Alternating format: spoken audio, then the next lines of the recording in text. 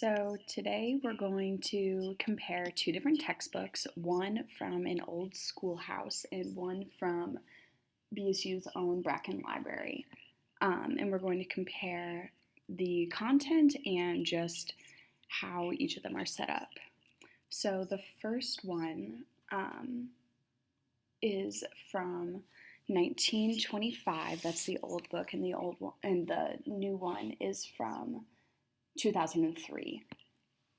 And before we get into comparing both of them, I thought it was interesting when I went to go find a newer textbook to compare the old one to. I noticed that in the selection of history textbooks, there is a large variety, and it almost seems like each of these history textbooks are almost chunked by region or different type of history. So as you can see in the picture, there are Eastern and Western textbooks, as well as social studies textbooks for a child. And I think it's interesting that these textbooks are divided up by different categories, whereas the old textbook has everything inside of it. It's not divided up by anything. It's just one book.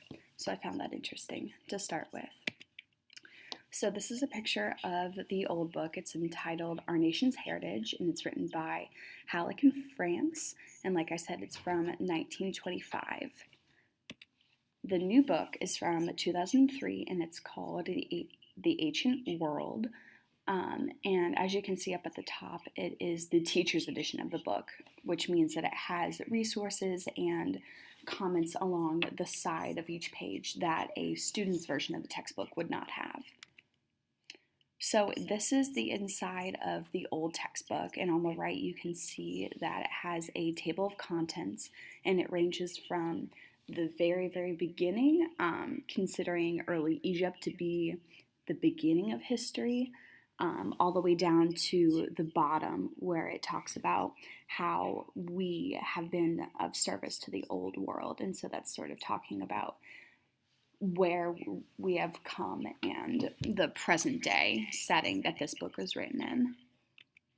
Looking at the newer book, it goes from the beginnings of human society to ancient Rome, because like I was talking about earlier, newer textbooks in social studies are chunked by different kinds of categories, and so this book is specifically about, like it says, the ancient world, and so it doesn't contain all of history.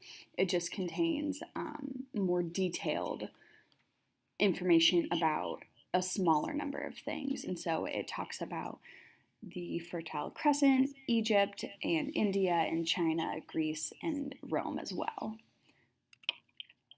So in the old book, you'll find that this picture, which is at the very, very beginning of the book, is the only picture inside that is in color.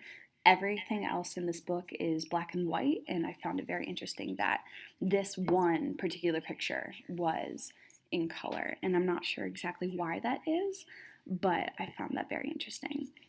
I also found it interesting that one of the author's names is Juliet. I'm not sure if that is a woman or a man. The book was written in 1925, so for all we know, it could be a woman. But I found it very interesting only because it seems to be written in the point of view of a man. As you can see, the inside of this newer book is all in color, and every page is like this. And you can kind of see around the sides, like I was talking about earlier, it has different resources and extra activities and information that is only available in the teacher's edition of this book. So students who have the same textbook but the student edition wouldn't see any of these things. And these resources around the sides are there to provide the teacher with extra questions and resources to guide a lesson while using this book. In the old book, I was looking, and it's interesting because the old book also contains a difference between teachers and pupils. However, I only ever found it in this one section that it has references for both teachers and students, and it's divided up that way. But in a newer date textbook, it's two completely separate textbooks, the student version and the teacher version. So I found that interesting.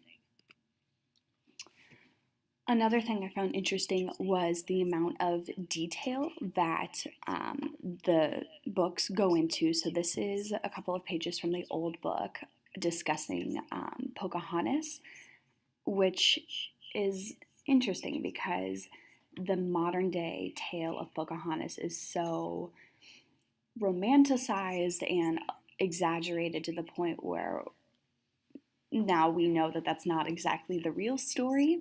And after reading these pages, I'm noticing that these also have a almost painted over version of the story that is not nearly as graphic or vulgar as the real story. But it does go into a decent amount of detail about the story, whereas the other book does not go into as much detail about the amount of things as the old book does. The new book talks a lot about different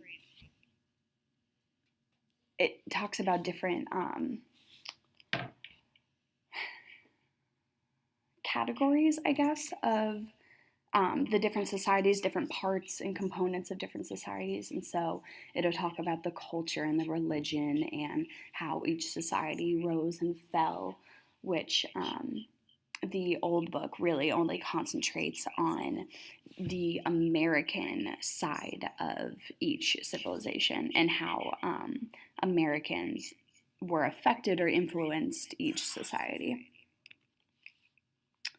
I also found it interesting the difference between the view of men and women in the old book. Men seem to be almost put on a pedestal of sorts. There's an entire section in the old book that talks about men's contributions to society. And so if you see up in the very top left, it talks about our service to the old world. That's really only talking about men's service to the old world and how that has affected the current setting that they're in. So it talks about Eli Whitney and Charles Goodyear and all of their contributions, whereas women are portrayed and really only talked about in context of nurses and then a little bit about teachers as well. And you can see that there is a photo of nurses marching in New York during the First World War. But this is really the only context that women are talked in. In the back of each book, I noticed there is an index, and so this is a picture of the new book's index, and it goes on for many, many pages, and the old book has it as well. The old book is roughly 430 pages, whereas the new book is only about 200.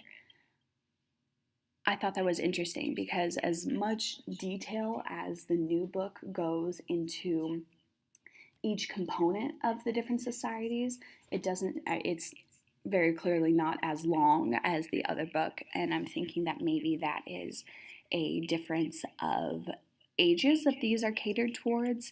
The old book might have been a textbook for maybe a 5th or 6th grader, whereas the other newer book might be 2nd or 3rd grade reading level. The old book also includes a couple of different resources in the back, or the new book, excuse me. It has a list of maps and the information about each country, which is very interesting, and then it also has maps, both political and physical, of every continent and goes into detail of a couple of countries as well. And I think that it provides that because in today's curriculum, there is such a heavy emphasis placed on standards that include geography and map